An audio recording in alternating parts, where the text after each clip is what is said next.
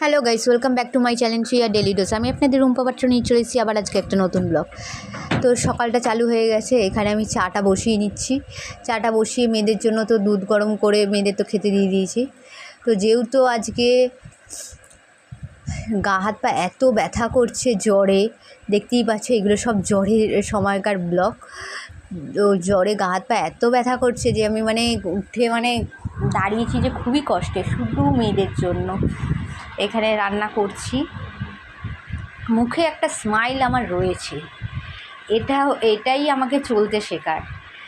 অনেকে খারাপভাবে, অনেকভাবে আমাকে ক্রিটিসাইজ করে, আমার আশেপাশের লোকেরাই, যে সারাক্ষণই মুখের মধ্যে হাসে যারা তারা খুব শয়তান হয় বা এরকম কিছু, অনেকে অনেক রকম কিছু বলে।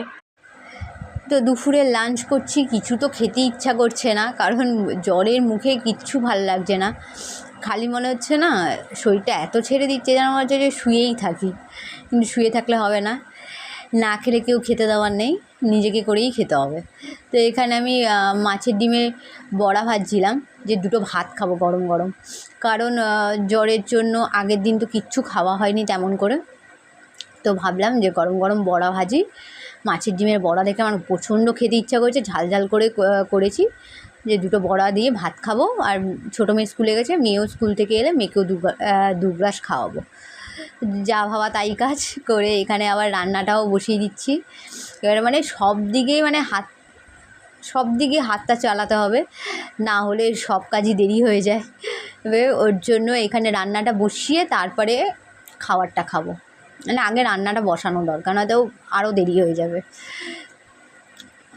ওর জন্য আমি তোড়জোড় করে করে তাড়াতাড়ি করে করছি। আর আমি এখন বেশিরভাগই গোটা জিরে আর আদা বেটে নিই। ভেবো না যে আমি শিলেও বাটতে পারি, বাট আবার শিল তোলো শিলে বাটো, তার জন্য এখানে বাট। তুই আবার হ্যালো বন্ধ হয়ে গেছিল আবার প্রথম থেকে ইন্ট্রোডিউস কর, প্রথম থেকে। Hello guys, welcome back to my channel Shriya daily dose. আমি আপনাদের চলে এসেছি আবার আজকে একটা নতুন ব্লগ। তো দেখো, এত জ্বর, এত কিছু, মুখটা দিয়েছে, গালটা জাস্ট ফুলে রয়েছে, টনসিল ওখানে ফুলে গেছে। আমার ছোটো মেয়েরও জ্বর, আমার বড় মেয়েরও জ্বর। বড় মেয়েই স্কুল থেকে নিয়ে এসছে জ্বরটাকে উৎপাদন করে, তো সবার মধ্যেই ছড়িয়ে দিয়েছে। তো 3 দিন ধরে খুব শরীর খারাপ। তাও কালকে আমার ছোটো মেয়ের বার্থডে ছিল, কিচ্ছু করিনি, জাস্ট ঘরোয়াভাবে নিজের মেয়েকে কিছু স্পেশাল কিছু করে দেওয়ার চেষ্টা করেছি, নিজের ছোটো মেয়েকে। কারণ আমার 2 মেয়ে হচ্ছে আমার জান প্রাণ সমস্ত কিছু, আমার ঘরের লক্ষ্মী, আমার সমস্ত কিছু, আমার 2 মেয়ে।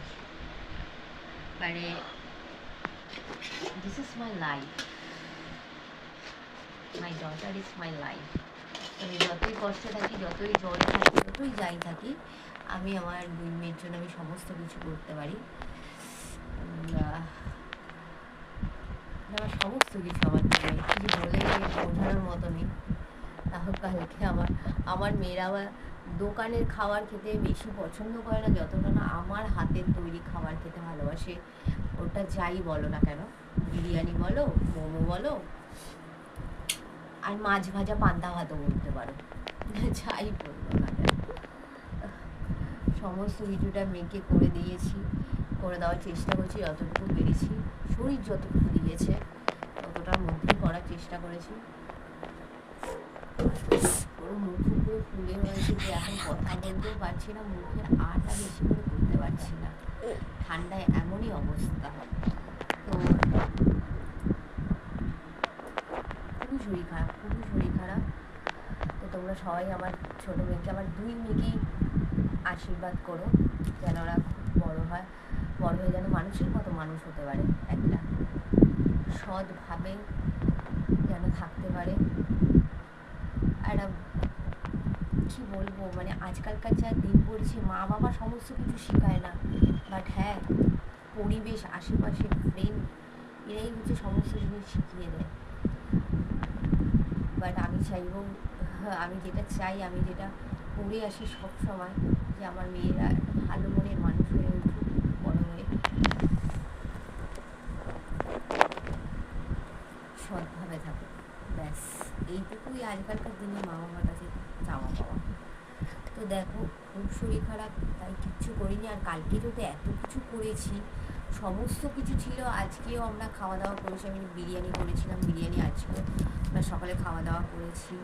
তারপরে তোমার পায়েস, কেক, সমস্ত কিছু খাওয়া দাওয়া করেছি।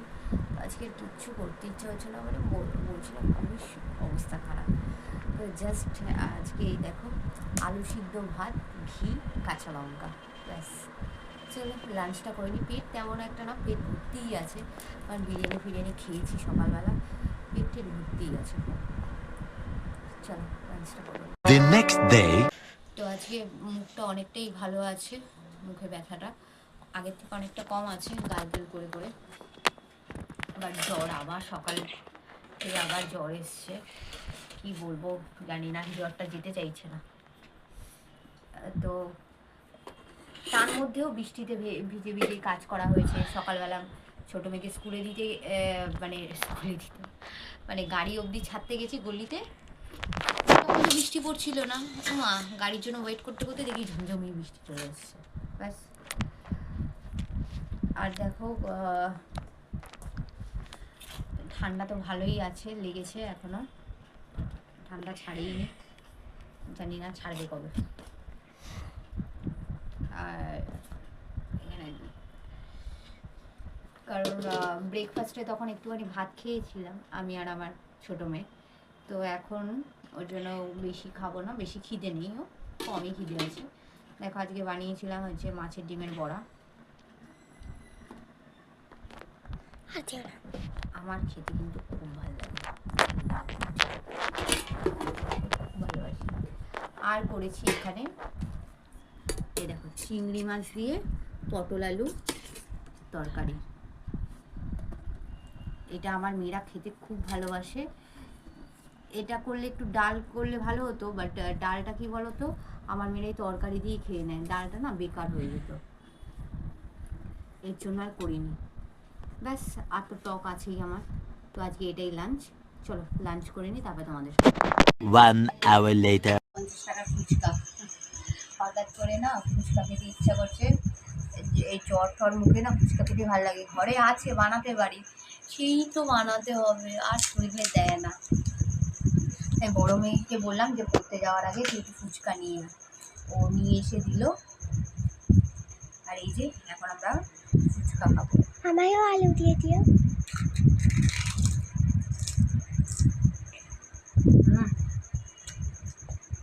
অ্যামেজিং ঝাল বানিয়েছে, বাট আমি মুখটা খুলতে পারছি না, অত করে ঢোকানো। ভালো বানিয়েছে, ফুচকাটা খেয়ে লোকের নজর ভালো।